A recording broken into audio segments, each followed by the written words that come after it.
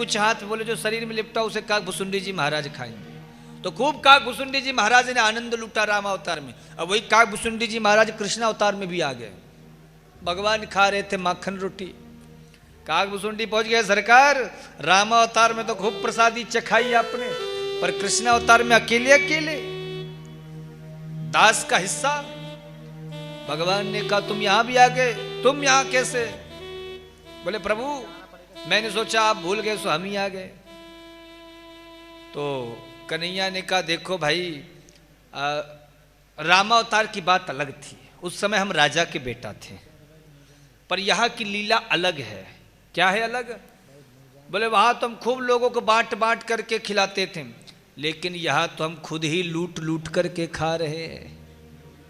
जब खुदे लूट लूट के खा रहे हैं तो तुम्हें कहां से खिलाए? यहाँ पे हमने लीला चेंज कर दी, बदल दी है। काकभुसुंडी जी ने कहा प्रभु आपने चोरी करना शुरू कर दिया? बोले हाँ। बोले प्रभु जब आपने लीला बदल दी तो हम भी अब लीला बदल देंगे। क्या? बोले पहले बिना मांगे मिल जाता था, अब हम भी लूट लूट करके खाएंगे। तो कागे के भागे कहा कहियो, हरी हाथे से ले गए माखन रोटी हाथे से ले गए, हरी हाथे से ले गए। हमारे ठाकुर जी बड़ी सुंदर सुंदर लीलाएं करते हैं। कन्हैया धीरे धीरे बड़े होने लगे। हमारे सुखदेव जी महाराज ने वर्णन किया प्रत्येक परिस्थिति में नाम को गाओ, प्रभु के नाम को गाओगे तुम्हारा कल्याण होना ही होना है, लेकिन निष्ठा भीतर से होनी चाहिए। मंदिर में साक्षात भगवान बैठे हैं, जब आपके मन में ये भाव जागृत हो जाएगा महाराज, तब अपने आप ठाकुर जी के चरणों में मन लग जाएगा। मंदिर में देखो भक्त तीन प्रकार के होते हैं, समझना जरा। जो मंदिर में पत्थर की मूर्ति में भगवान को देखे, ये साधारण कोटि का भक्त माना गया है। जो गौओं में, संतों में, ब्राह्मणों में भी भगवान का दर्शन करे, वो मध्यम कोटि का भक्त है। और जो संसार के प्रत्येक प्राणियों में भगवान का दर्शन करे, वह उत्तम कोटि का भक्त माना गया है। ये बताओ ये मंदिर किसने बनाया? हम ही आप में से किसी ने बनाया? प्राण प्रतिष्ठा किसने कराई? हम ही आप में से किसी ने कराई। पूजा कौन कर रहा है? हम ही आप में से जाके कोई कर रहा है।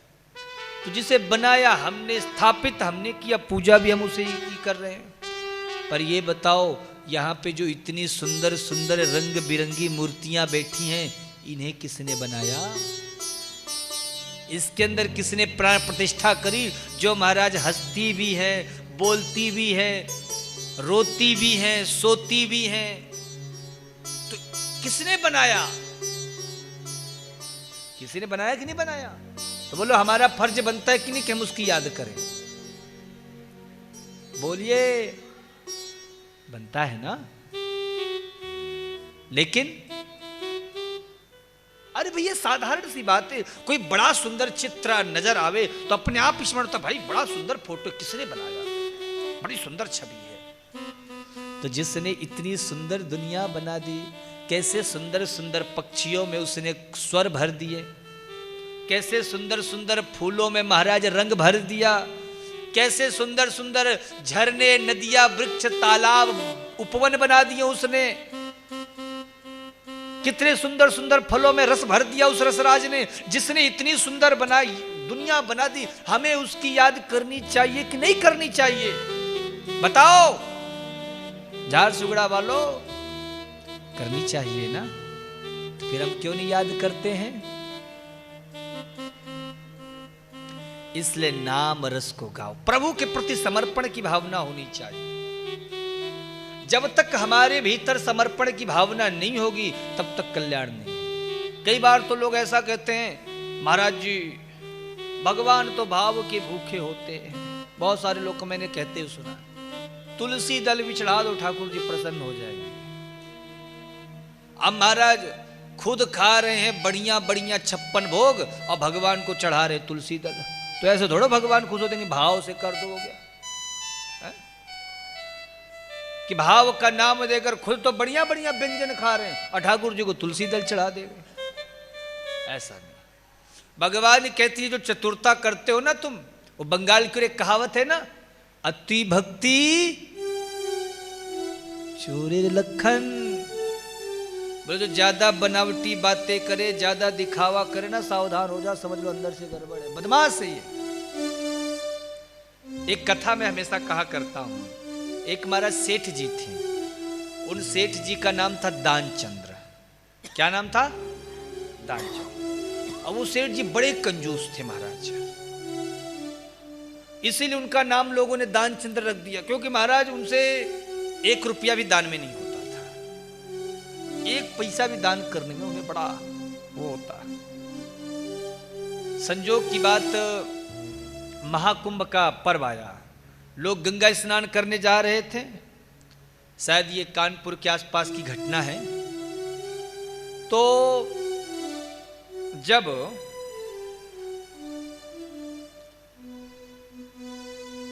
सब लोग गंगा स्नान करने जा रहे थे तो सेठानी जी भी जाया करती, लेकिन सेठ जी नहीं जाते थे। तो सेठानी जी ने कहा सुनिए, लोग कितनी दूर दूर से गंगा स्नान करने जा रहे हैं, आप भी चलिए ना। सेठ जी बोले मन चंगा तो कठौती में गंगा, मन में भावना होनी चाहिए, यहाँ वहाँ जाने से कुछ नहीं होता है। मन में श्रद्धा है तो वो हैंडपंप के पानी से भी नहा रहे तो गंगा जी। सेठानी जी ने कहा नहीं, लोग इतनी दूर दूर से जा रहे, आप भी जाइए। अब जब बहुत सेठानी जी ने कहा तो दानचंद्र सेठ ने कहा कि अब सेठानी जी कह रहे चलो हो आते हैं। तो सेठ जी वहां से पैदल चल दिए। कहाँ? गंगा स्नान करने। सोचा मोटर गाड़ी से जाऊंगा तो किराया लगेगा, पैसा खर्चा होगा जेब से, तो पैदल ही चल दिए। वहां से 3-4 किलोमीटर गए पैदल। अब जैसे घाट के किनारे पहुंचे, स्नान करने को तैयार हो, देखा वहां पंडों की भीड़ लगी हुई है। सोचा अभी मैं नहाऊंगा, ये पंडा लोग पकड़ लेंगे, फालतू में दक्षिणा अच्छिना का नाम लेकर लूटने उठने लगेंगे। बोले गंगा जी तो सब जगह है। तो महाराज वो सेठ जी कहाँ गए? स्मशान घाट में स्नान करने। कहाँ? मुर्दा घाट। कई गंगा जी तो सब जगह, जो गंगा जी यहाँ बह रही वही गंगा जी वहां है, यहाँ तो बड़ी शांति है। तो मुर्दा घाट में सेठ जी आकर के और स्नान कर आचार्य बाल व्यास पंडित विवेक जी मुर्दा घाट में आकर के और जो कपड़े उतार कर डुबकी लगाई, आप श्री ऊपर से हमारे सांवरिया सेठ देख रहे, कथा ज्ञान गंगा भगवान को हंसी आ रस वर्षण करा रहे हैं। बड़ा गजब का भगत है भाई। पूज्य महाराज श्री जहाँ कोई अपनी अल्पायु में ही 350 से अधिक श्रीमद् भागवत कथा, राम कथा, शिव पुराण, देवी भागवत इत्यादि कथाओं को श्रवण करा चुके हैं। आप श्री गौ माता के परम प्रकट हो जाते हैं और बाल्यावस्था से यजमान जी गौ सेवा में जो मुंडी को बाहर निकाला सेठ जी ने सामने पंडा। सेठ जी बोले तुम लोगों ने स्मशान घाट को भी नहीं छोड़ा। गौ माता का जीवन संकट में है, चित्रकूट धाम में गौ माता के इलाज और हम लोगों के बीच में उपस्थित हो गया। प्रभु श्री राम की तपोभूमि 6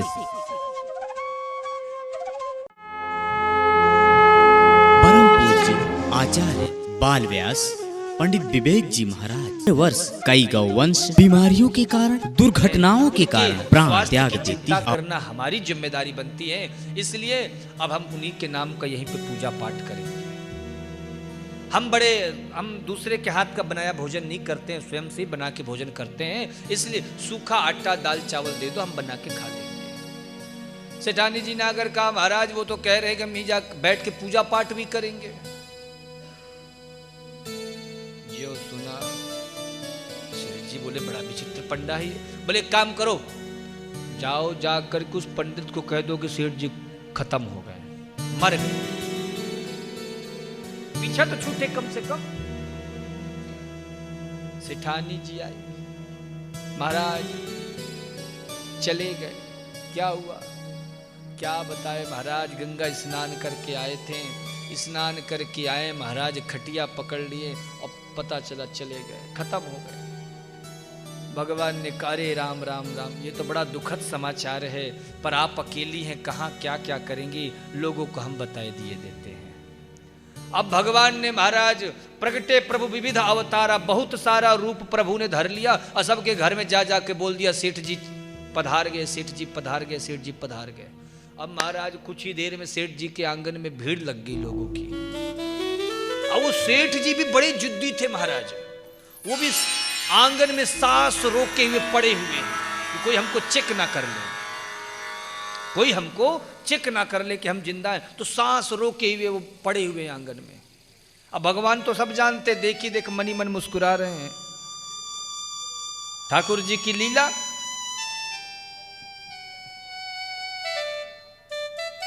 अंत में महाराज लोगों ने सेठ जी को उठा लिया, स्मशान घाट की ओर लेकर चलने लगा। अब सेठानी जी सचमुच डर गई। सेठानी जी चिल्लाई, बोली अरे ये मरे नहीं है, ये जिंदा हैं, ये मरे नहीं है, ये जिंदा हैं।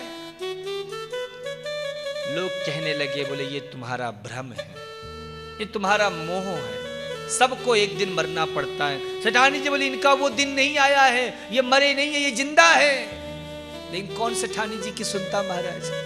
सब सेठ जी को ले जा करके स्मशान घाट में, और अंत में महाराज चिता पे रख दिया उनके शरीर को। और सेठ जी भी महाराज कुछ बोल नहीं रहे, चिता पे रख दिया गया। अब मसाल ले ली गई महाराज जलाने के लिए।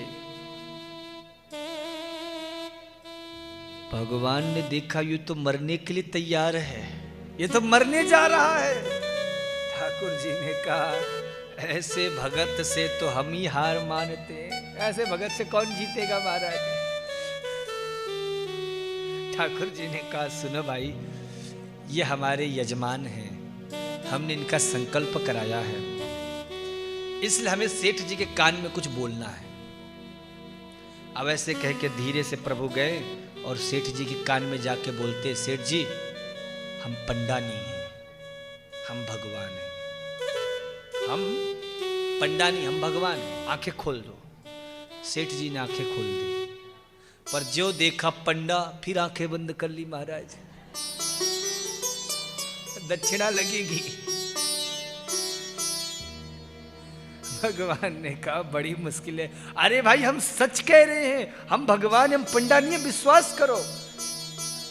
तब ठाकुर जी ने बोला तुम जो मांगोगे हम तुमको देंगे, आंखें खोल दो। अब जो उसने सुना कि यहाँ पे लगना नहीं, यहाँ पे तो मिलना है, तो क्या कहता है, जो एक कौड़ी उधार है उसी को छोड़ दो। भगवान ने कहा ऐसे भगत से भगवान भी हारे हैं। इतना सुंदर मौका आया और क्या कहा, एक ढेला, एक कौड़ी बस उधार, उसे छोड़ दो। तो महाराज ऐसा भी होता है। तो श्री सुखदेव जी महाराज कहते हैं भावना का अर्थ यह है जिसमें श्रद्धा हो, जिसमें भक्ति पूर्णतया हो, बनावटीपन नहीं कि भैया हम तो बड़े भगत आदमी हैं, अब दुनिया को दिखा दिखा कर बोले महाराज हम तो 10 साल से एकादशी कर रहे हैं और घर जा जाकर बढ़िया महाराज मालपुआ छन रहे हैं। ऐसी भक्ति नहीं। निर्मल मन होना चाहिए। यदि हमारा मन निर्मल होगा तो ठाकुर जी रीझ जाएंगे, जैसे ब्रजवासियों पे ठाकुर जी रीझ गए। हमारे कन्या बड़ी सुंदर सुंदर लीलाएं करते हैं महाराज। कभी गाय का बछड़े का पूंछ पकड़ लेते, आगे आगे बछड़ा भागता, पीछे पीछे खुद घिसटती हुए जा रहे हैं। कभी महाराज आंख बचाकर तलवार उठा लेते, वीर बालकों की तरह चलाने का अभ्यास करते। कभी नंद जी के घर में 2 बड़े बड़े सींग वाले बैल है तो उनके सींग पकड़ के तराजू की तरह हिलाने लग जाते। सारी गोपियों को, मैया यशोदा को, ब्रजवासियों को प्रभु आनंद प्रदान करते रहते हैं। आज महाराज मैया यशोदा दही माखन निकाल रही हैं दूर से जो देखा, देखे बिन कान्हा कान्हा कान्हा, देखे बिन कान्हा जब मन नहीं माना, इन आँखों से आज हमने ब्रह्म पहचाना। कृष्ण पद कमल में मन को लगाना, गोपियों का ताना ये उलाहना है बहाना। श्री व्यास जी महाराज वर्णन करते हैं, महाराज मैया यशोदा दही मक्खन निकाल रही हैं।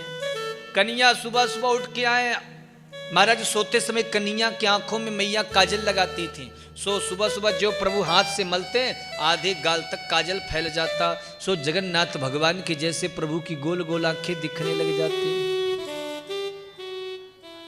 आपको पता है जब हम छोटे से थे ना तो हमारी दादी जी आंखों में काजल लगाया करती थी रोज सोने से पहले। ना जाने कितने सारी वो दवाइयाँ वैया पत्ते वत्ते जला उला के बनाती थी, और उनके काजल से बचने के लिए हम लोग जल्दी सो जाते थे, जिससे आज दादी का काजल आंख पे ना लगे। लेकिन महाराज हमारी दादी इतनी होशियार कि आंख बंद करके सो रहे हो ना तो भी उंगली घुसेड़ कर आंख में काजल लगा देती थी। सुबह उठो तो पूरा फैला मिलता था। तो ठाकुर जी आए, मैया भूख बड़ी जोर की लगी है। ओहो आ गयो दारी के, जा हाथ मुंह धो ले, तब तक में माखन निकल आएगो। बोले मैया भूख बड़ी जोर की लगी, मको तो यही समय में मक्खन चाहिए। बोले ज्यादा भूख लगी तो कल को बासी मक्खन वा मटकी पे धरो खा लीजो। महाराज कन्हैया मचल गए, ना मैया मको तो यही मटकी को मक्खन चाहिए और अब ही चाहिए। महाराज संसार में दो हट बड़ी विचित्र होती है। एक तो आप जानते ही होंगे,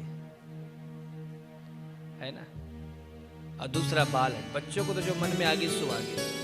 मैं हमेशा कहा करता हूं माता पिता को चाहिए बच्चों को सुंदर संस्कार दें, स्वयं से सेवा करें, अपना लाड़ दुलार दें।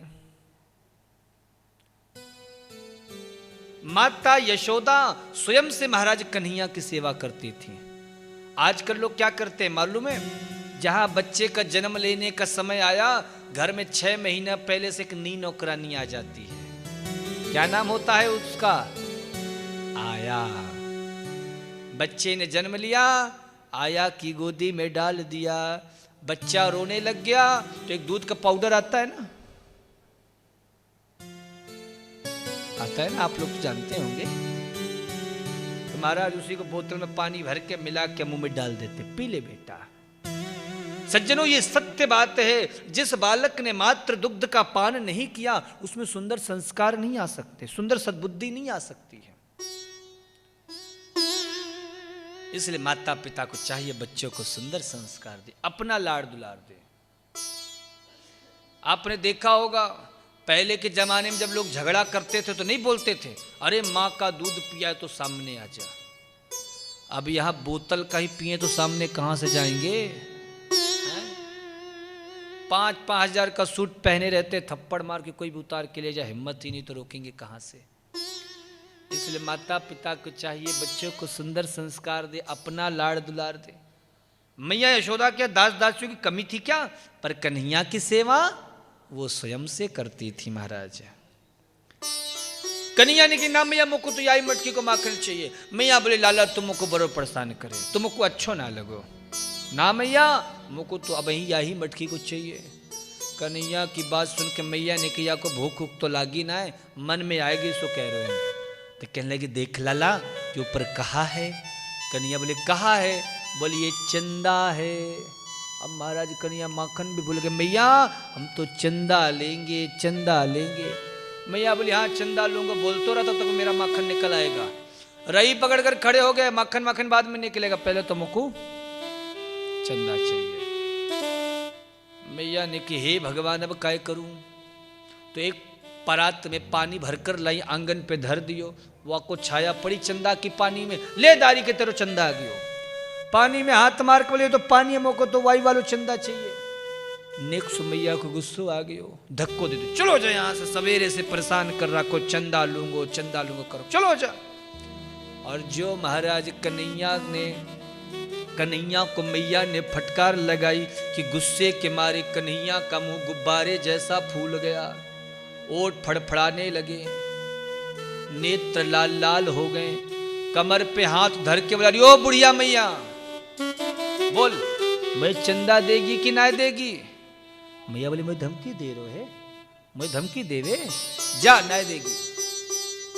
बोल देख मैया, मोको चंदा दे दे, नहीं तो एक ऐसी बात है मोए पास, तो ये सुनाए दे तो देनो ही पड़ोगो। मैया बोली, दारी के तू सगड़ो बातन ने सुना दे, लेकिन तो कुछ चंदा नहीं दूंगी। तो कन्हैया कहते हैं, मैया ए मैया मोरी चंद्र खिलौना, रे मैया मोरी चंद्र खिलौना। भैया यदि तुमने चंदा नहीं दिया तो जमीन पे लेट जाएंगे, पूरे शरीर में बालू लगा लेंगे, तुम्हारी गोदी में बिल्कुल नहीं आएंगे। मैया बोले, दारी कि तू मेरी गोद में ना आएगो तो मैं बलराम को अपनी गोद में ले लूंगी, पर तो कुछ चंदा नहीं दूंगी। कन्हैया ने देखा ये भी धमकी फेल, काम नहीं की, तो अगली धमकी देते हैं, हाँ सुरभि को पाया पाने न करी, हाँ सुरभि को पाने न करी, हाँ बेड़ी से रे ना गुथई, हाँ रे मैया मोरी चंद्र खिलौना ले, मैया मोरी चंद्र खिलौना ले। भैया यदि तुमने चंदा नहीं दिया तो मैं सुरभि गैया को दूध ना पियोंगो, बालन में फूल ना लगवाऊंगो। महाराज कन्हैया दूध नहीं पीते थे, तो कहते हैं कि कन्हैया को चोटी बड़ी करने का बड़ा शौक था। तो मैया कहती थी, लाला तू दूध पियोगे तो नेक चुटिया जल्दी लंबी है जाएगी। तो एक हाथ से प्रभु अपनी चोटी पकड़ लेते और दूसरे हाथ से दूध पीते जाते। बोले मोको सब पतो है, मोको पागल बनावे ना, अब मैं गैया को दूध में ही ना पियोंगो, अब बालन में फूल भी ना लगवाऊंगो। मैया बोली, दारी के तू वैसे भी दुबरो पत्रो है, दूध ना पियोगो तो तेरो पेट पीठ से चिपक जाएगो। अब देख लाला तू सुंदर तो लगे ना है, तो कुन एक बाल में फूल लगाए कि सुंदर ढंग से सजाए दूं, तू ना बाल में फूल लगवाएगा मैं बलराम के लगाए दूंगी, पर तो कुछ चंदा नहीं दूंगी। कन्हैया ने देखा ये भी धमकी काम नहीं कर रही, तो अगली धमकी देते हैं, और ये धमकी कितनी जबरदस्त होती है। बोले मैया यदि तुमने चंदा नहीं दिया तो मेरे पास एक ऐसी बात है, सुनाई दे तो देनो पड़ोगो। मैया बोली, तू सगड़ो बात सुना दे लाला, पर आज तो कुछ चंदा नहीं दूंगी। तो कन्हैया की ये धमकी कितनी जबरदस्त होती है। कन्हैया कहते हैं, मैया सुनो, आज हम ग्वाल बालों की पंचायत में जा करके कह देंगे कि आज से हम मैया यशोदा के पुत्र नहीं हैं, आज से हम नंद के लाला हैं। यदि तोकू अपनो पुत्र बनानो है तो मोको चंदा दे दे। ऐसे कहकर रूठ कर 3.5 वर्ष का बालक एक कोने में जाके बैठ जाता है।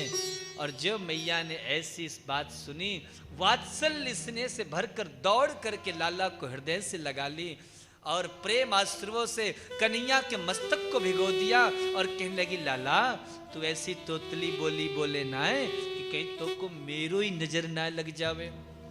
और प्रेम से कहने लगी, देख लाला तो को माखन से भी कोमल, चंदा से भी सुंदर तेरे लिए बहू ले आऊंगी। अब महाराज कन्हैया चंदा भी भूल गए, मैया हम तो बहू लेंगे बहू लेंगे बहू लेंगे। मैया हंसबे लगी, मोह धोबे तो आवे ना बहू लेंगे। अरे बहू जाने कैसी होवे?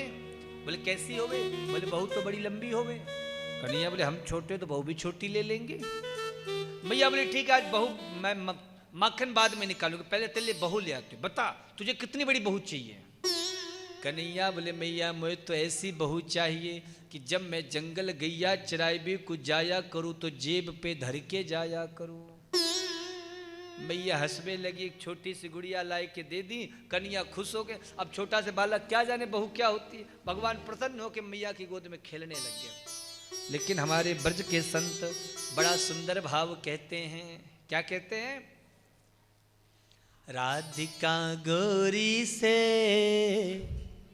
बिरज के छोरी से, जय हो मैया करा दे मेरो ब्याह। राधिका गोरी से बिरज की छोरी से, मैया करा दे मेरो ब्याह।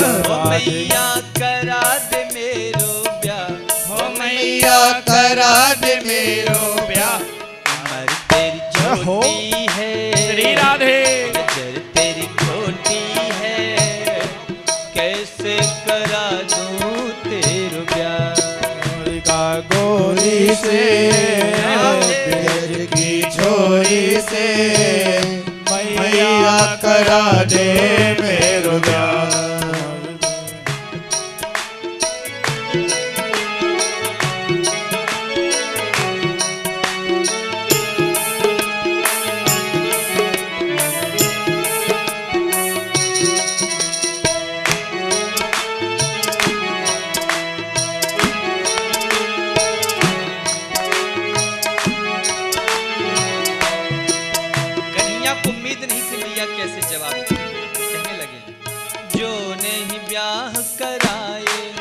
तेरी गैया नाही चरा, जो न ब्याह करवाए तेरी गैया नाही चराओ।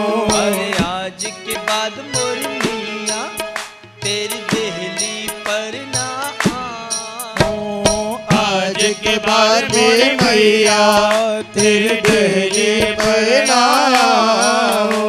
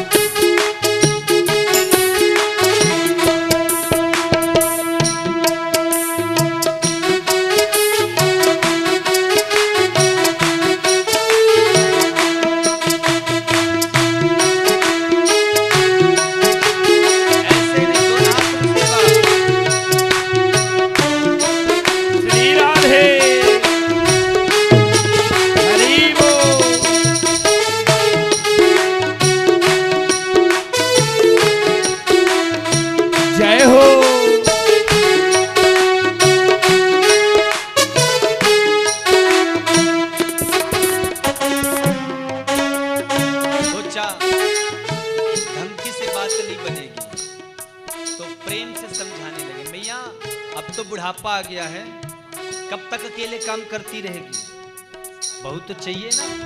तो समझाने लगे, मैया तुझे कितना आराम हो जाएगा। छोटी सी दुल्हनिया जब अंगना में डोलेगी, छोटी सी दुल्हनिया जब अंगना में डोलेगी। छोटी सी दुल्हनिया जब अंगना में डोलेगी, छोटी सी दुल्हनिया जब अंगना में डोलेगी। तेरे सामने मैया वो घूंघट ना खोलेगी, तेरे सामने मैया वो घूंघट ना खोलेगी। अरे दाऊ से जा कहो बैठेंगे द्वार पे। जय हो। छोरी से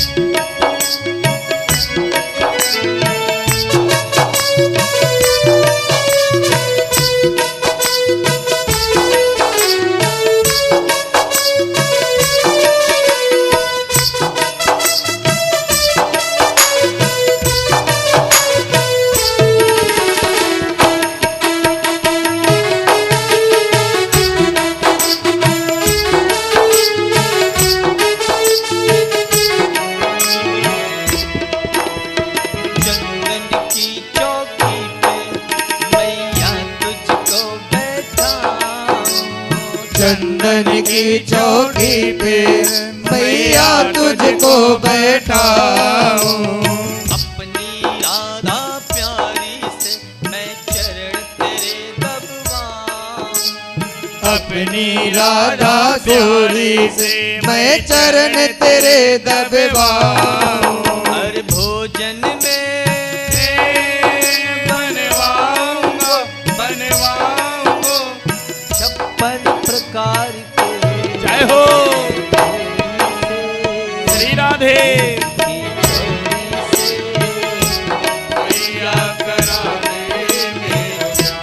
राधिका गोरी से ब्रज की झोरी से मैया करा दे मेरो ब्याह।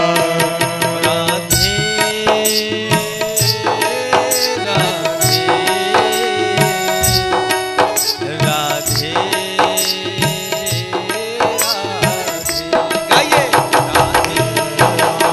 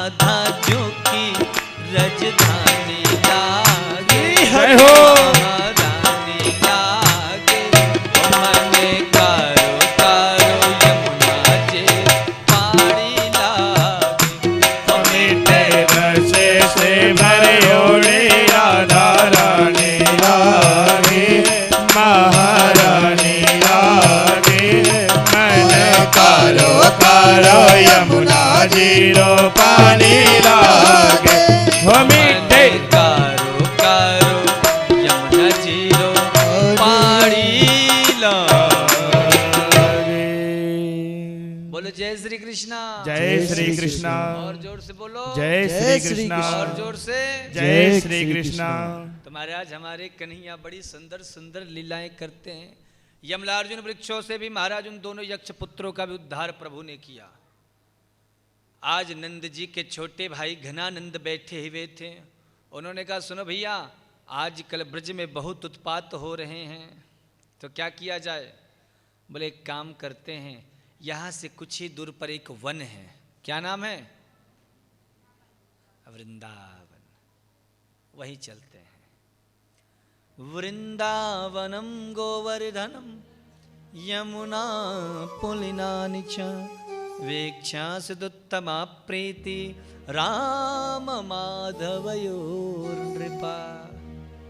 बड़ा सुंदर यमुना नदी का किनारा है, गोवर्धन पर्वत है, बड़ा सुंदर वन है, इसलिए वृंदावन चलते हैं। सबके मन में बात जच गई और सब वृंदावन आ गए हैं। कौन कौन वृंदावन गया महाराज? अरे वाह, पूरा झारसुगड़ा भी वृंदावन जा चुका, क्या बात है। तो कब चलना है वृंदावन?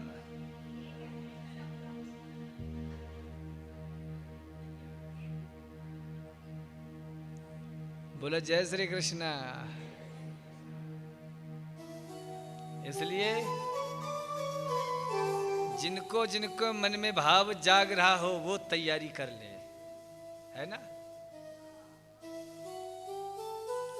वृंदावन सोवन नहीं, नंद गाँव सो गाँव, अब बंसे बट सो बट नहीं।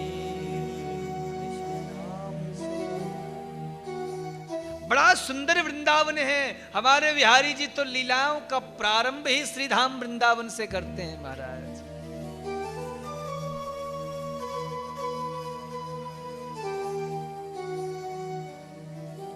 इसलिए इतना तो अभी ठाकुर जी ने कृपा नहीं बरसाई कि वहीं पे कोई बसेरा बना दें।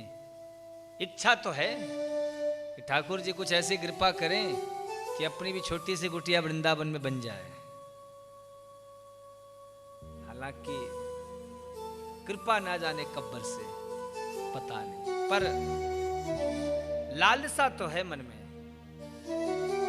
जब दूर दूर के लोग रह लेते हैं महाराज, ठाकुर जी की कृपा बरस जाती उन पे, तो हम तो उनकी कथा करते करते महाराज बरसों बिता दिए। ठाकुर जी कृपा करेंगे, लेकिन अभी फिलहाल इतनी ही बहुत बड़ी कृपा है कि उन्होंने 7-8 दिन का मौका दे दिया अपने नगरी में कि आओ भाई, अब आके तुम भी थोड़े दिन रह लो। तो जिनको जिनको चलना हो क्या करेंगे? हाँ,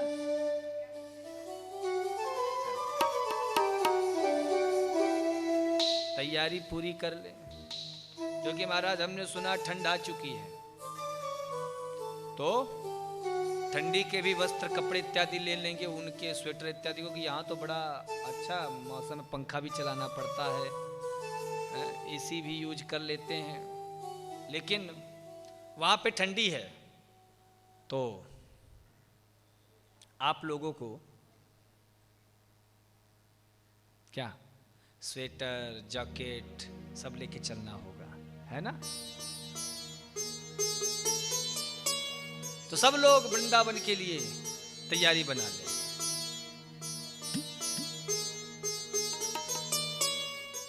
और जो जो वृंदावन चलेगा महाराज क्या होगा? आनंद आएगा। बिहारी जी से मुलाकात भी तो करनी है। वृंदावन जाना किस लिए? बिहारी जी से तो मिलने चलना है ना। तो सब लोग चलेंगे बिहारी जी के दर्शन करने।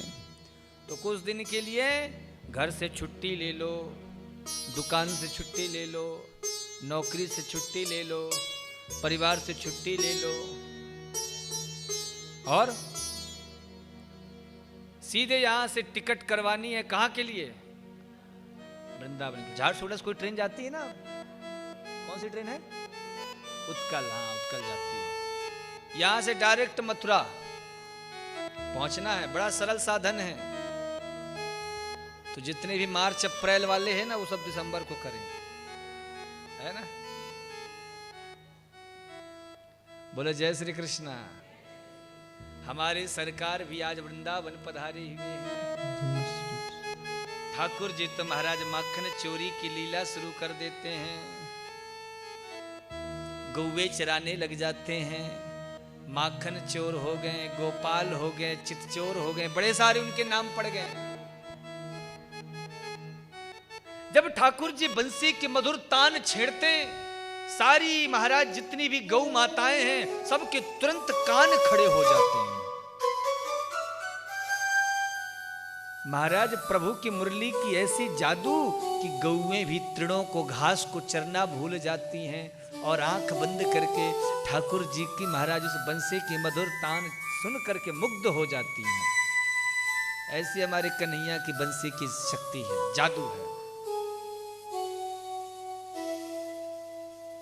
ऐ शाम तेरी बंसी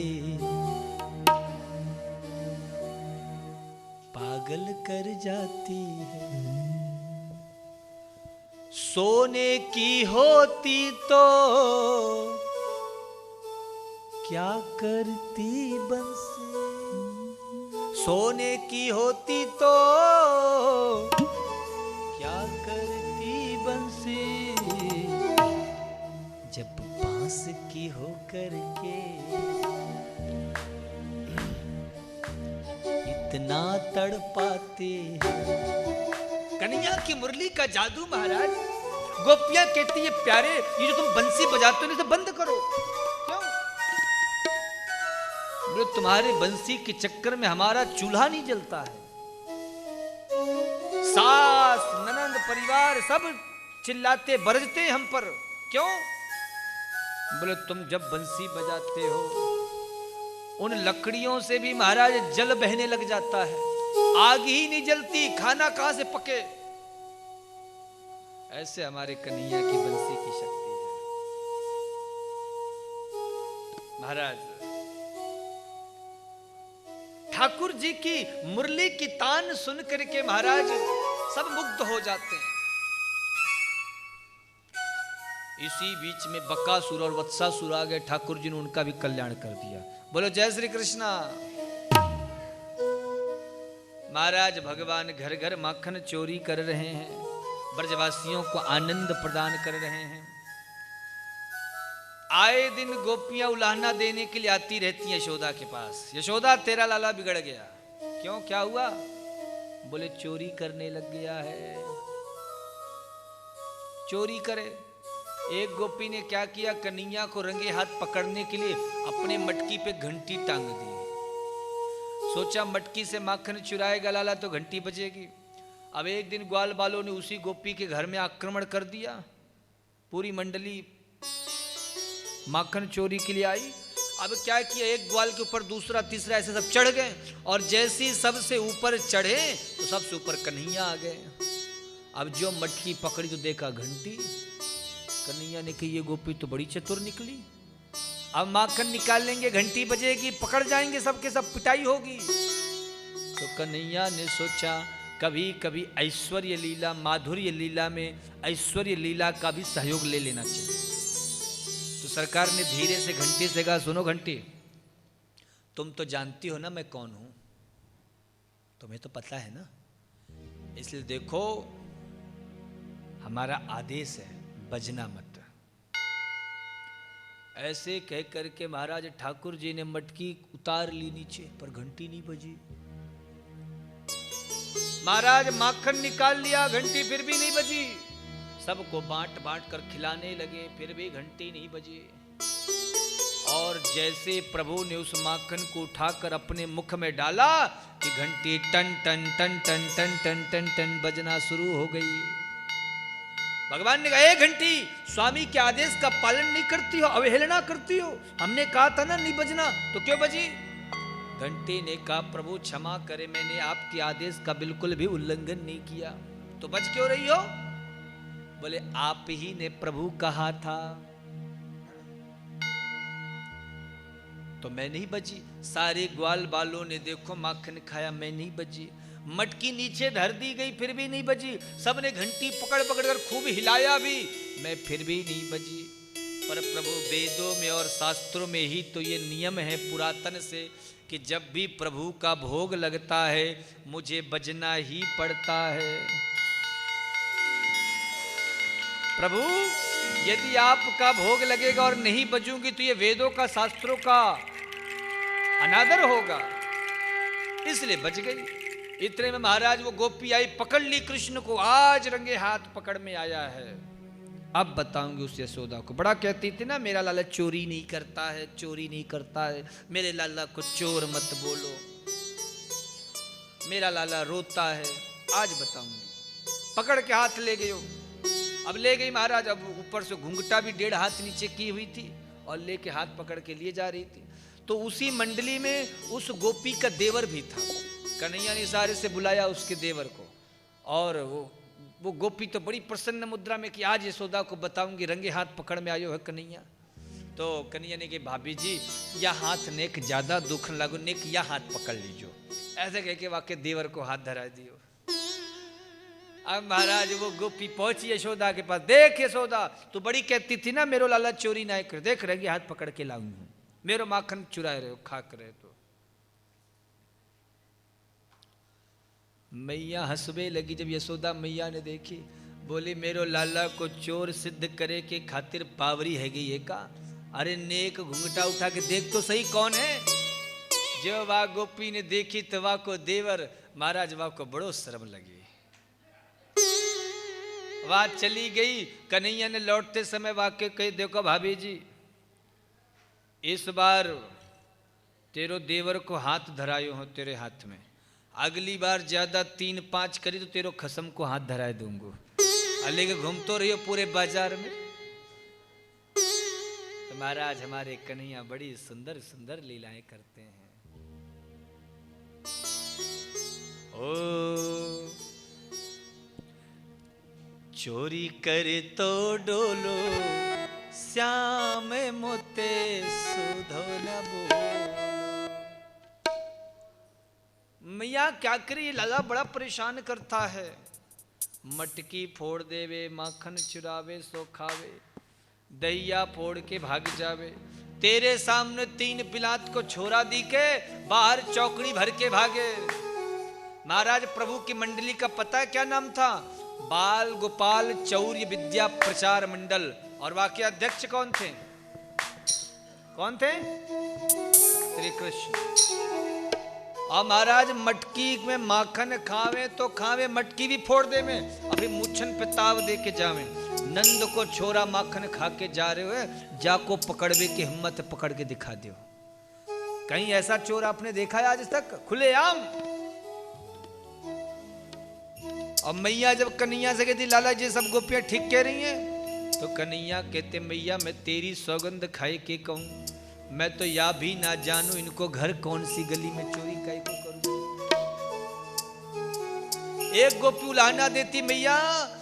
महाराज जब गोपियां मैया की ओर बातें करती ना, तो कन्हैया आंख दिखा दिखा कर खूब चिढ़ाते हैं और धीरे से बोलते हैं कि सारो एक एक कर को बदला लूंगा।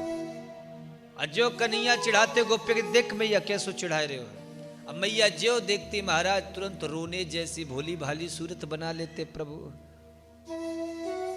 मैया जब देखती तो मन में सोचते राम राम ये गोपियां कितनी खराब है, सब मेरे नेक सुलाला के पीछे पड़ी रहे। तो यही सब आनंद लेने के लिए गोपियां आए दिन उलाहना देने के लिए आती रहती। हमारे कन्हैया तो बड़ी सुंदर सुंदर लीलाएं करते हैं।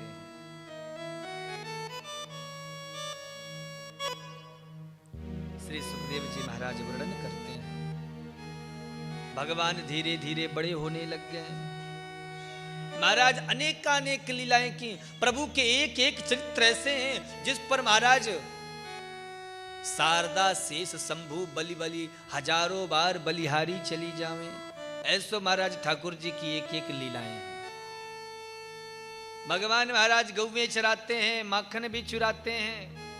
उसी बीच में एक धेनुकासुर नाम का राक्षस आया, प्रभु ने उसका भी उद्धार कर दिया, जो महाराज सर्प के अजगर के रूप में आया था। अघासुर नाम का राक्षस, धेनुकासुर जो गधे के रूप में आया था, प्रभु ने उसका उद्धार किया। ठाकुर जी राक्षसों का भी उद्धार कर रहे हैं और ब्रजवासियों को भी आनंद प्रदान कर रहे हैं। यमुना जी में कालिया नाग का आतंक फैल गया अचानक। भगवान की भोली भाली गायें उस यमुना जल को पी लेती और उस विषैले जल को पी करके देह त्याग देती। और मैंने आपसे कहा था महाराज कि ठाकुर जी को गौ माता बड़ी प्रिय है। ठाकुर जी गौ माता की परम उपासक हैं। भगवान की गौ माता को यदि तनिक भी कष्ट होता है तो हमारे प्रभु से बर्दाश्त नहीं होता। इसलिए महाराज प्रत्येक परिस्थिति में गौ माता की नित्य सेवा करती रहनी चाहिए। मैं आपको रोज ये बात समझाता हूं, रोज जागृत करता हूं। क्यों? इसलिए महाराज कि मैं तो सिर्फ 7 दिन के लिए हूं, और 7 दिन में यदि 5 मिनट भी गौ माता के नाम की धुन आपके कानों में यदि डाली जाए तो कुछ तो असर पड़ जाएगा। कुछ शायद किसी ना किसी के हृदय में ये फर्क आ जाए, और हमारी कथा को सुनकर यदि इतने सारे लोगों में 2-4 लोगों ने भी मन में ये भाव ले लिया कि नहीं हम गौ सेवा करेंगे, तो मैं समझूंगा कि झारसुगड़ा की मेरी भागवत सफल हो गई। इसलिए महाराज हमने बहुतों के यहाँ गौ माता को रखवाई है। अगर किसी के मन में ये भावना हो कि महाराज गैया कहाँ से लाएंगे, तो यदि आपके पास गाय ना हो तो हमसे मिलो, हम आपको बिल्कुल निःशुल्क 1 पैसा नहीं लगेगा और आपके घर में गौ माता देंगे। हमारे चित्रकूट में तो महाराज भरी पड़ी हैं गौ माताएं। हम तो चाहते हैं भाई आओ ले जाओ 2-4 गौओं की सेवा करो, और सब शुद्ध देसी गाय। ये जो विदेशी गैया की सेवा करते हैं ना वो महाराज सही नहीं है। हमारी जो भारतीय नस्ल की गायें हैं, भारतीय संस्कृति की गायें हैं, सभी गायों में महाराज 33 करोड़ देवी देवता नहीं होते हैं कि आप जर्सी गाय में 10 लीटर 12 लीटर दूध लेकर महाराज हम तो गौ माता के परम उपासक हैं, ऐसा नहीं। जो भारतीय गौ माता है उसी की पूजा का महत्व हमारे वेदों ने गाया है, क्योंकि ये गाय शुद्ध है, पवित्र है। इसलिए माताओं गौ माता की नित्य सेवा करो। सब लोग अपने अपने घर में गौ माता को रखो। कौन कौन अपने घर में गौ माता की सेवा करने की इच्छा रखता है? हाथ ऊपर करके बताओ, बताइए। इच्छा भी नहीं है? इच्छा तो हाथ ऊपर कर दो।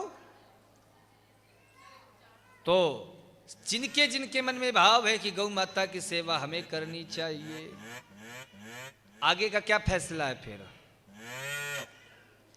अगर मन में इच्छा हो जाए, संकल्प पक्का हो जाए, तो फिर आगे क्या करना चाहिए? केवल मन में बात को रखनी चाहिए या उसके लिए कोई जमीनी स्तर पे भी क्रिया करनी चाहिए?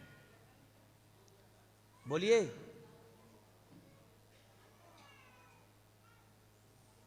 बोलो जय श्री कृष्णा। जय श्री कृष्णा।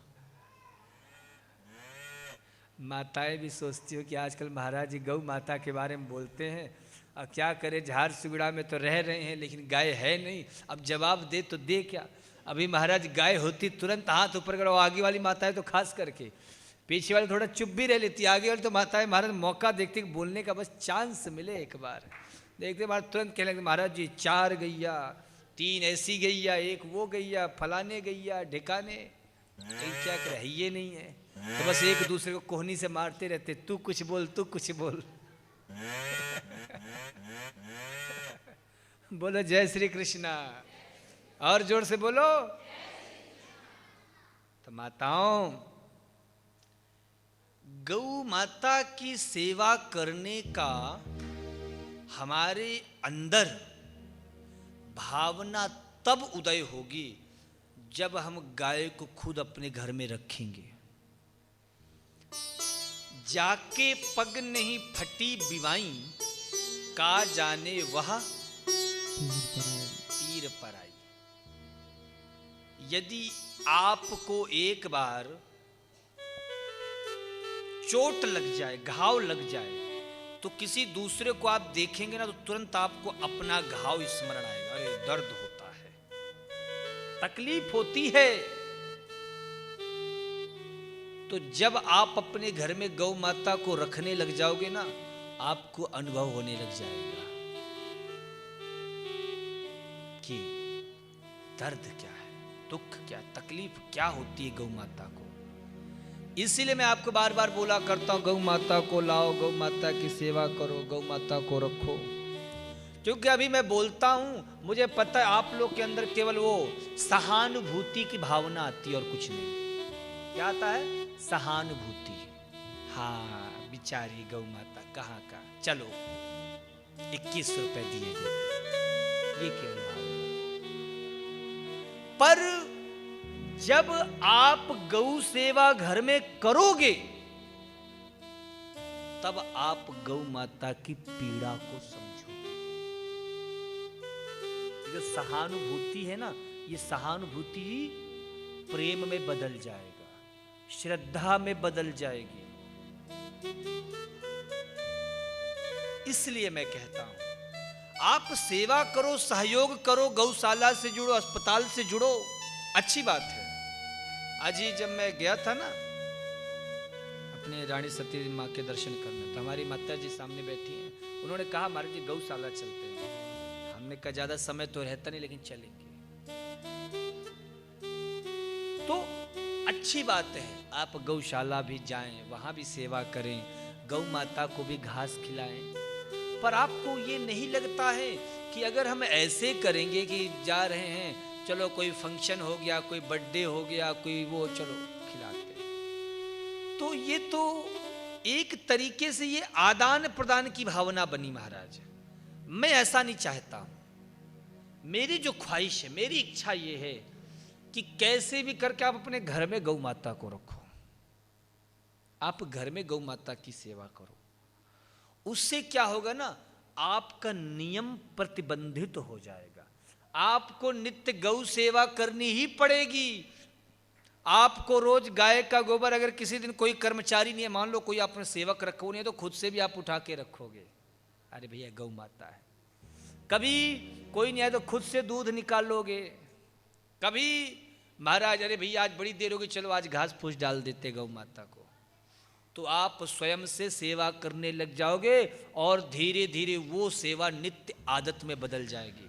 तो ये आजकल जो इतनी बड़ी बड़ी बीमारियां फैल रही ना, डायबिटीज, ब्लड प्रेशर, शुगर, तमाम प्रकार की बीमारियां, कैंसर, कितनी प्रकार की बीमारियां हैं महाराज, थायराइड, ये सब बीमारियां चली ना। जो लोग गौ की सेवा नित्य करते हैं, सच कहता हूं, उनसे ये बीमारियां कोसों दूर रहती हैं, कोसों दूर। लेकिन महाराज आजकल लोगों को देखो, देखो एकदम से महाराज शरीर अस्वस्थ है, पैर से चला नहीं जा रहा, 10 कदम चलते हैं फिर थक जाते हैं। क्यों? क्योंकि हमने गाय का शुद्ध दूध नहीं पिया, बस वही मिलावटी सामान खा रहे हैं महाराज। अभी इसके पहले मेरी कथा बौद्ध में थी। कहाँ थी? बौद्ध, उड़ीसा में ही आपके बौद्ध। तो वहां जब मैं कथा कर रहा था तो एक भक्त वहां से, उनको हम बुआ जी बोलते, वो गुजरात से आई थी। उनका बिजनेस था, एसिड का काम था। एसिड समझते ना आप लोग? तो मैंने कहा ये किस चीज में उपयोग किया जाता है? बोले खाने पीने में।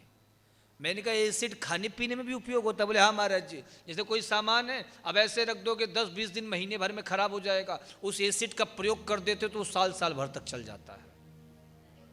जैसे ब्रेड है, तमाम प्रकार की खाने पीने की चीजें हैं ना, तो ऐसी चीजों को लोग खा रहे हैं महाराज। पिज्जा, बर्गर, तो ऐसे खाने वाले फिर वो पिज्जा बर्गर जैसे ही हो जाते हैं, दिखने में बस, बाकी बल कुछ नहीं। हमारे महाराज जो गौ भक्त होते, जो गौ सेवा करते हैं, वो महाराज कैसे उछलते रहते हैं, शरीर में कितनी ऊर्जा होती है। आजकल लोग आधा घंटा परिश्रम कर दे महाराज, हिम्मत खत्म हो जाती, समाप्त हो जाती है। पहले के लोगों को देखो महाराज, कितना परिश्रम करते और स्वस्थ रहते थे। आज की महाराज जनरेशन में, आज वर्तमान समय में ये इतनी सारी बीमारियां जो फैली हैं, किस लिए? क्योंकि सब के सब कामचोर हो गए, आलसी हो गए हैं। और आलस्य ने इतना घेर लिया है महाराज कि अगर 10 कदम भी चलना हो तो उसके लिए भी कार चाहिए, मोटर चाहिए, गाड़ी चाहिए, पैदल भी नहीं चल रहे। इसीलिए हमारे श्री संतों ने गाया है, प्रातः काल उठो, प्रातिकाल उठ के रघुनाथा, मातु पिता गुरु नाम माता। तो इसलिए प्रातः काल उठना चाहिए और प्रातः काल उठ करके बड़ों को, संतों को, गुरुजनों को, धरती माँ को प्रणाम करना चाहिए। पर आजकल लोग सुबह उठते तो प्रणाम कहाँ करते हैं? बोलो, करते हैं? तो बोलिए। तो कैसे परिवर्तन आएगा? केवल इस कान से सुनकर इधर से निकाल देने से? बोलो, परिवर्तन आप चाहते हैं ना? ये सब कोई जानता है कि गौ सेवा करनी चाहिए। गौ सेवा अच्छी चीज है कि बुरी चीज है? ये बताओ। अच्छी चीज है तो अच्छी चीजों का अनुकरण करना चाहिए कि नहीं? प्रोत्साहन देना चाहिए कि नहीं? हाँ, स्वयं भी उस कार्य को करना चाहिए कि नहीं? बोलिए। तो फिर केवल यहां से बात सुनकर गए और घर जाकर तारक मेहता का उल्टा चश्मा लगा के क्यों बैठ जाते हैं मस्ती से? महाराज जी वहां जो जो सिखाए थे सब भूल गए। फिर किसी को बात याद नहीं रहती है, बस फिर याद रहेगा, अरे कल तो कृष्ण रुक्मिणी जी का, आज 56 भोग था, अरे आज वो मटकी में माखन कितना भरा था, वो फलाने घर से आया था लगता है। तो ये चर्चा क्यों होती है? ये चर्चा क्यों नहीं आप घर जाके करते हो कि आज महाराज ने गौ माता के लिए कहा है, हम कैसे भी करेंगे, सेठ जी से झगड़ा करेंगे, कोई बात नहीं, इस दीपावली को हमको वो डायमंड का नेकलेस नहीं चाहिए, हमारे घर में एक गौ माता को ले आइए। कोई बात नहीं, लोग पड़ोसी लोग कहेंगे ओल्ड फैशन के, हमें मंजूर है, हमें पुराने जमाने अच्छा है। बच्चे कहते ओल्ड फैशन, आजकल लोग कहते ना पुरानी विचारधारा, रूढ़िवादी।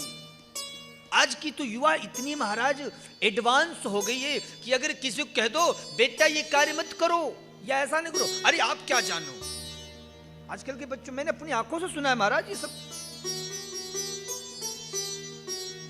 हम पढ़े लिखे, हम सक्षम हैं, आप हमारी पर्सनल लाइफ में इंटरफेयर मत कीजिए, हमारी भी अपनी कोई लाइफ है, हमारी भी कोई अपनी जिंदगी है, ऐसा हम सुनते हैं महाराज।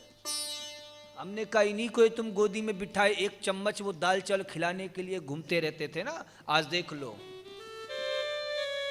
कभी जिंदगी में तुमने बताया नहीं, केवल यहां आकर भागवत में 3 घंटे हाथ पैर जोड़ लेने से भगत नहीं बन जाता है व्यक्ति, याद रखना। भक्ति तो तब पुष्ट होगी जब आप अपने बच्चों में भी वही संस्कार लाएंगे, परिवार में भी वही संस्कार लाएंगे, तब महाराज वो बातें बच्चों में भी प्रभावी होगी। आज यदि बच्चों से पूछा जाए भगवान किसे कहते हैं, भगवान है क्या, तो बता नहीं सकते हैं। इसलिए माता पिता को सबसे पहले चाहिए कि बच्चों के हर प्रश्नों का खुलकर जवाब दें। समस्या ये कि अगर हमारी जो युवा पीढ़ी वो जानने की कुछ कोशिश करती तो भी हम बताते नहीं है, बस प्रणाम करो। अरे प्रणाम क्यों करें, बताओ उन्हें राम कौन है, कृष्ण कौन है, इनको हम क्यों पूजा करते हैं, हम क्यों भगवान मानते हैं, हमें क्या शिक्षा लेनी चाहिए, बताओ। पर खुदे महाराज इतने बिजी हैं कि बच्चों को कहां समय दें, कहां से समय लाएंगे बच्चों के लिए, बोलिए। और वो बच्चों से फिर तुम कैसे आशा रखते हो कि वो तुम्हारी बुढ़ापे में सेवा करेंगे। इसलिए माताओं, मेरा आपसे करबद्ध निवेदन है, इस भागवत से जब आज मेरी कथा का 5वां दिन है, कौन सा दिन, 5वां, 2 दिन और शेष रह गए हैं। इसीलिए मैं आपसे विशेष रूप से बार बार कह रहा हूं, इस 3 घंटे की कथा में अगर आपको एक भी बात अच्छी लगी हो, एक भी बात, तो उसे गांठ बांध करके और अपने पास रख लो। गांठ बांधना मीन्स क्या, कैसे याद रखना, उसको याद करके जीवन में उतारने का संकल्प लो। ऐसा नहीं कि बस केवल 3 घंटे के। इसलिए आप सब कोशिश करो, गौ सेवा करें, नित्य करें।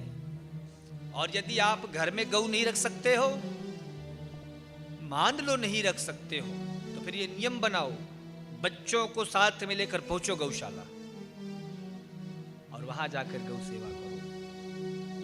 हमें बड़ा दुख होता है जब लोग गौ माता की सेवा करने में लज्जा महसूस करते हैं, कहते हैं नहीं हम तो पढ़े लिखे लोग हैं, साक्षर लोग हैं, इसलिए नित्य गौ सेवा करो।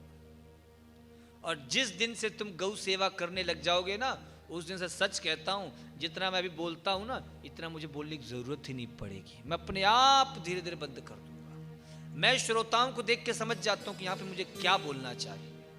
ये आंखें पता है क्या है? कैमरा है। क्या है? कैमरा है। सामने वाला व्यक्ति कैसा है, किस प्रकार का कोई भी हो, 2 मिनट में देख के बता देती है भाई ये ऐसा है, ये कौन है, ज्ञानी है, अज्ञानी है, विद्वान है, मूर्ख है, धनवान है, गरीब है, 2 मिनट में देख के बता देती हैं। इसलिए नित्य नियम बनाओ। प्रातःकाल 4:30-5 बजे जैसे उठो, सबसे पहले जाओ गौशाला, सेवा करो और फिर आओ, फिर वहां से आओ और घर के काम काज में लग जाओ। लेकिन आजकल लोग महाराज 10 बजे के पहले घर से बाहर ही नहीं निकलते, पता नहीं।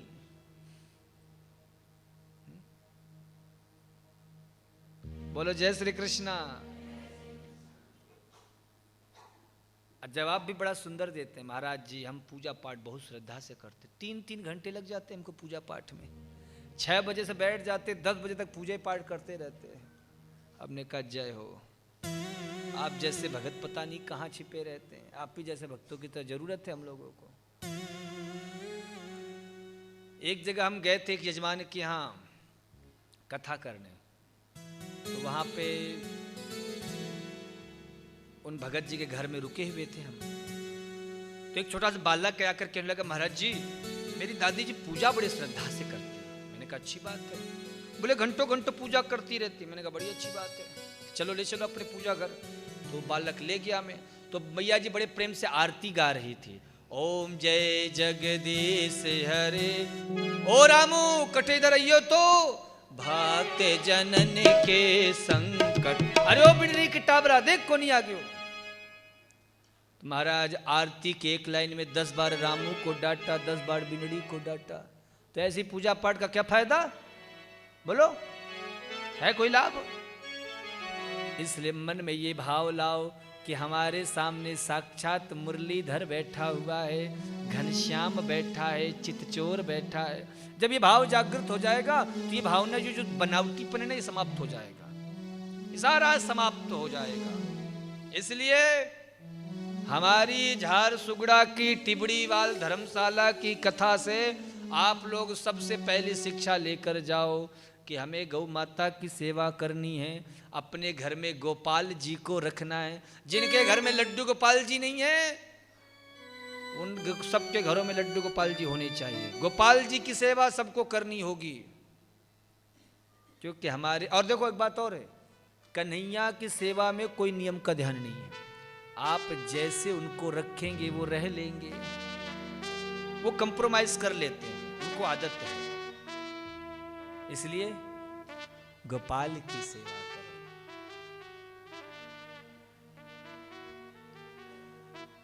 और जब आप कन्हैया की सेवा करोगे, निश्चित तुम्हारे भीतर की जितनी भी कलुषता है वो समाप्त हो जाएगी। धीरे धीरे आपको आनंद आने लग जाएगा। आप ठाकुर जी की कथा में मन को लगाने लग जाओगे, और जब आपका मन बिहारी जी के चरणों में लगने लग जाएगा तो अपने आप संसार की जो विकार हैं वो आपसे दूर हो जाएंगे।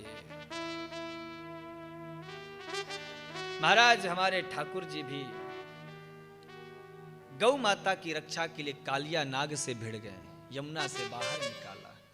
प्रभु 7 वर्ष की उम्र में प्रवेश किए। आज महाराज 56 प्रकार के पकवान बन रहे थे, पकौड़ी, कचौड़ी, बिझौड़ी, मुगौड़ी, दाल बाटी चूरमा भी बने हुए हैं, छेना के रसगुल्ला बने हैं, छेना के सेव संतरा बने हैं, छेना की चमचम बनी है, छेना के गुलाब जामुन बने हैं, छेना की जलेबी बने हैं। महाराज ये सारा आइटम छेने का था। उसके बाद महाराज लड्डू बना हुआ है, बूंदी के लड्डू बने हैं, मगज के लड्डू बने हैं, खोए के लड्डू बने हैं, सुंदर सुंदर महाराज पकवान बने हुए हैं वे हैं, 56 प्रकार के भोग। बहुत सारे भक्तों के तो मुंह में पानी आ गया होगा इतने सारे नाम सुन करके, है ना। सुंदर सुंदर 56 प्रकार के भोग बन रहे हैं। नंद बाबा जी से कन्या ने पूछा, बाबा जी ये काय की तैयारी हो रही है? बाबा ने कही, लाला हम इंद्र की पूजा करें, इंद्र प्रसन्न होवे तो मेघों की वर्षा करें, चारों तरफ आनंद होवे, ब्रज में वर्षा हो तो अन्न उपजे और हम सबका पेट पालन हो।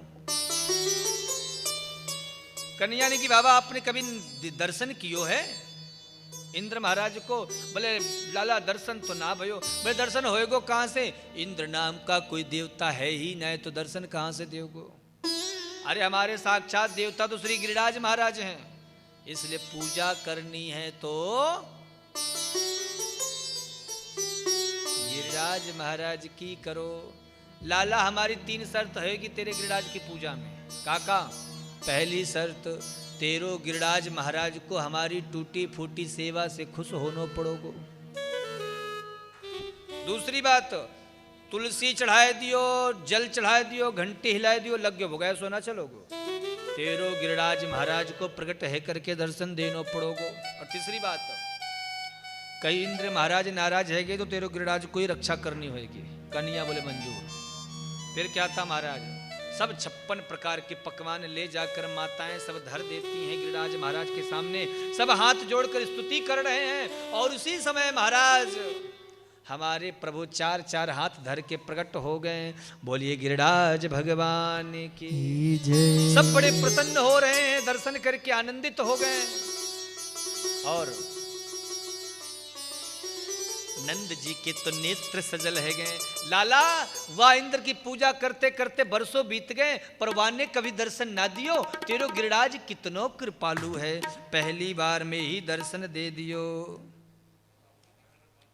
महाराज वाह में एक कन्हैया का सखा था, नाम था मधुमंगल। क्या नाम था? वाह ने की लाला जरा इधर तो वाह। कन्हैया बोले काय बात है? बोले एक बात बोलूं? हाँ हाँ बता। बोले जो गिरिराज महाराज है ना, इनको मोह बिल्कुल तेरो जैसो है। महाराज बिल्कुल तेरो जैसो है। बोलो जय श्री कृष्णा, और जोर से बोलो। बोले तुम्हें क्या करूं? बोले नहीं नहीं ऐसे बस बोली। अब महाराज गिरिराज जी को भोग पाते पाते 3 दिन हो गया। एक ने कही लाला, मधुमंगल ने कही मैं तो ऐसो लगो तेरो गिरिराज महाराज बड़े दिगन को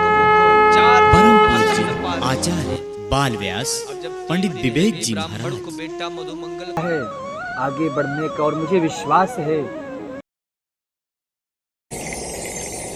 कन्हैया ने देखा वाह इंद्र ने कैसे खीर में नमक डालने का काम किया है। नंद जी बोले देख लाला इंद्र महाराज नाराज है गए, उनकी पूजा बंद करा दी गई ना। कन्हैया बोले तो चिंता की क्या बात है, चलो गिरिराज महाराज के शरण में कछु न कछु रास्ता दिखावेंगे। सारे ब्रजवासी आकर गिरिराज महाराज के समक्ष प्रार्थना कर रहे हैं, हे प्रभु हमारी रक्षा करो, हे प्रभु हमारी। और जैसे ही कहने लगे कि हमारे ठाकुर जी ने सबके देखते ही देखते 7 वर्ष के कृष्ण ने 7 जिनकी मात्र केवल अभी 7 वर्ष की आयु है, अपने बाएं हाथ की सबसे छोटी उंगली इक्किनी उंगली के बल पे धारण कर लेते हैं। बोलिए गिरिराज भगवान की, वृंदावन विहारी लाल की जय हो। आइए हम सभी गिरिराज महाराज के दर्शन के लिए चलें, उसके पूर्व कुछ विशेष सूचनाएं प्राप्त कर लें। जो हमारे श्री भागवत गौ सेवा धाम हॉस्पिटल के लिए भी कुछ दानवीरों ने भक्तों ने सहयोग किया है, उन सभी का भी हम नाम श्रवण करेंगे। तत्पश्चात फिर हम श्री गिरिराज महाराज के शरण में चलेंगे, जहां पे हम सभी भक्तों को आज प्रभु के दर्शन करने का अवसर मिलेगा। जय हो।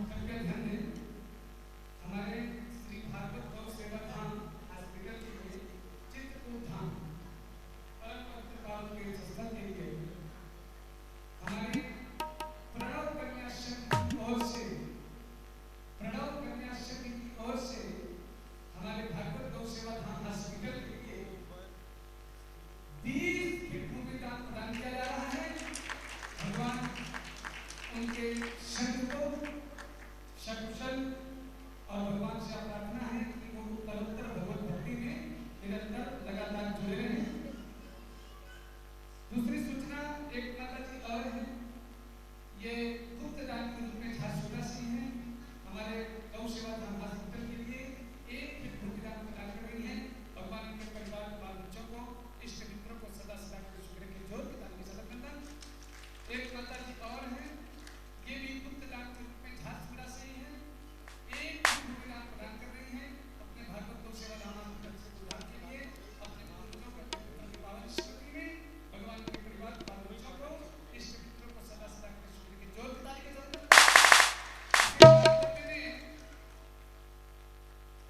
पटेल बैंगल्स एमडी रोड, इनकी तरफ से भी श्री भागवत गौ सेवा धाम हॉस्पिटल के लिए एक फिर भूमिदान प्रदान हो रहा है। भगवान के परिवार बाल बच्चों को इष्ट मित्रों को सदा सदा के सुखी रखें। धन्यवाद। श्री दिनेश जी भागलपुर से, ये हमारे भागवत गौ सेवा धाम हॉस्पिटल के लिए 5 फिर भूमिदान प्रदान कर रहे हैं। भगवान के परिवार को बाल बच्चों को इष्ट मित्रों को सदा सदा के लिए सुखी रखें। धन्यवाद। इस प्रकार से जो भी भक्त भक्तवती माताएं हमारे श्री भागवत गौ सेवा धाम हॉस्पिटल के लिए भूमिदान प्रदान करना चाहते हो तो हमारे महाराज के सामने कपड़े की निवास कर रहे हैं या हमारे कार्यक्रमों में वहाँ अपनी गौ सेवा राशि प्रदान करके श्री मानव भागवत गौ सेवा धाम हॉस्पिटल की रसीद अवश्य प्राप्त करेंगे और अपने पूर्वजों को, अपने मित्रों को, अपने श्रीमित्रों को, अपने परिवार के बालबच्चों को प्रदान करेंगे और अपने धन को जरूर अर्पित करेंगे। दूसरी सूचना ये है, हमारे बाल व्यास विवेक जी महाराज का अपना यूट्यूब चैनल है, आप गूगल में या यूट्यूब चैनल में सर्च करें बाल व्यास विवेक जी महाराज करके, तो आपके सामने नोटिफिकेशन आएगा, आप उसे सब्सक्राइब कर लें, तो जिससे आगे की कथाएं महाराजा श्री को आप लोगों को श्रवण करने का अवसर प्राप्त होता रहे और सूचनाएं भी अनेक प्रकार की जो भी निकलती रहेगी वो आप लोगों को प्राप्त होती रहेगी। तो आप यूट्यूब चैनल को सब्सक्राइब करें।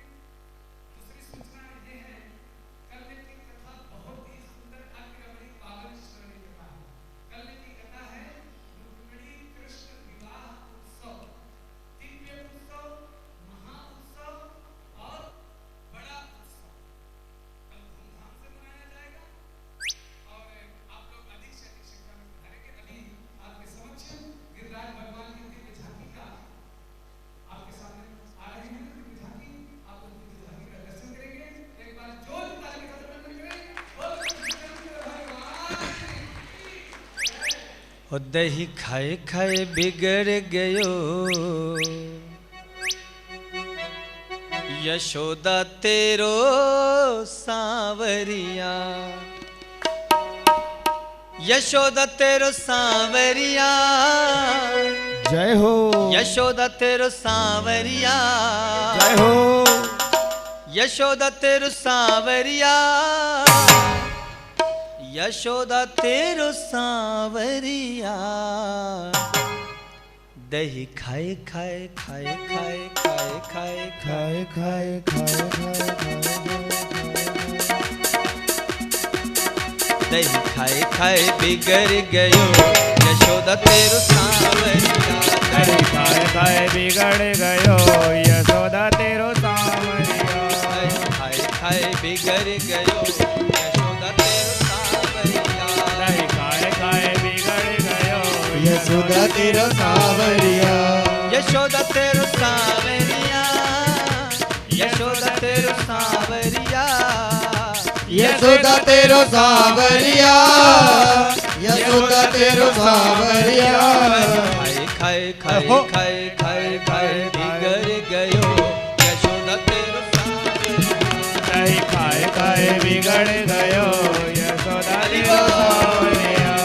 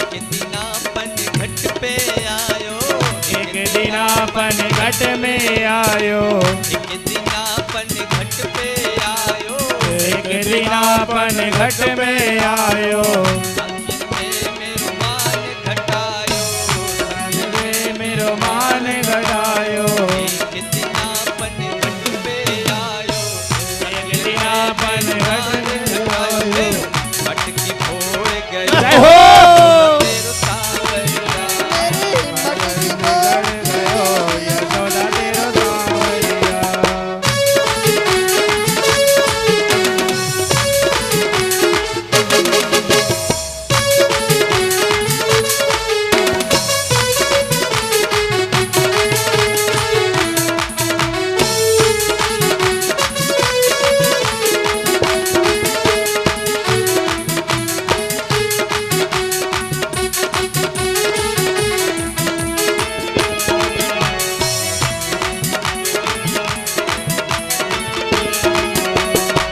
एक दिना मेरो घर में आयो, एक दिना मेरे घर में आयो, एक दिना मेरो घर में आयो, एक दिना मेरे घर में आयो, आकर देवाने उधम मचायो, आकर देवाने उधम मचायो, एक दिना मेरो घर में आयो, आकर देवाने उधम मचायो मेरो, एक दिना मेरे घर में आयो, आकर के उधम मचायो।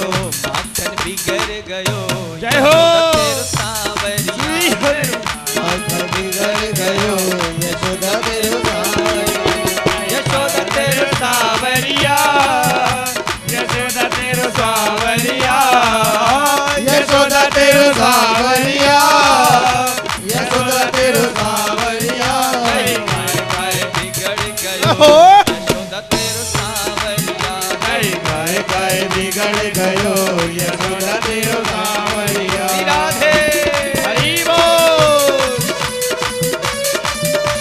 बलिहारी श्री राधे, जय हो जय हो।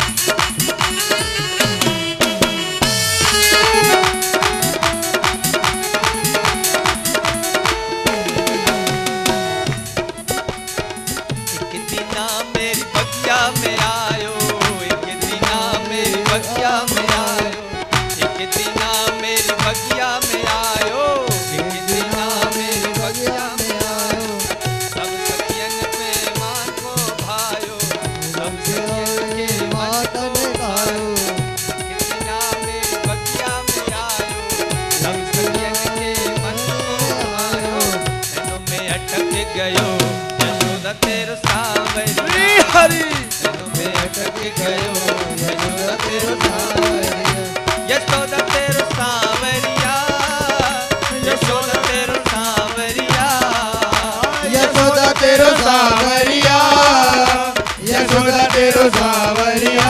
काय काय काय हो काय काय काय काय बिगड़ गयो, यशोदा तेरो सांवरिया, काय काय काय बिगड़ गयो, यशोदा तेरो सांवरिया, बिगड़ गयो, यशोदा तेरो सांवरिया, काय काय काय बिगड़